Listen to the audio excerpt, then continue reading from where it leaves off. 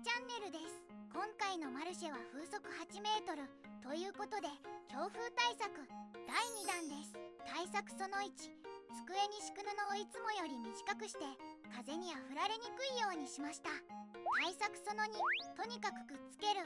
ヤモリグリップやセロハンテープで飛ばされそうなものをくっつけました。値札やポップスタンドもくっつけてあります。ここも対策その3、軽くて倒れやすいワイヤーネットは裏に重しをつけました。アウトドアチェアで即席の重しです。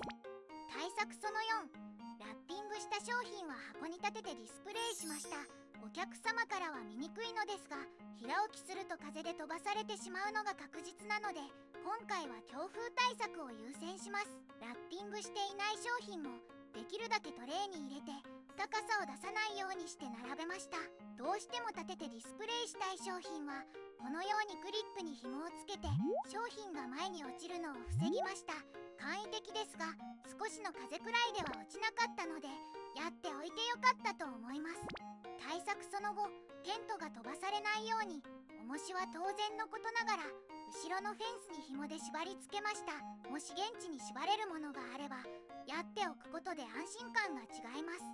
強風対策第2弾参考になりましたか？安全第一でマルシェ出店を楽しみましょう。この動画が良かったら高評価とチャンネル登録よろしくお願いします。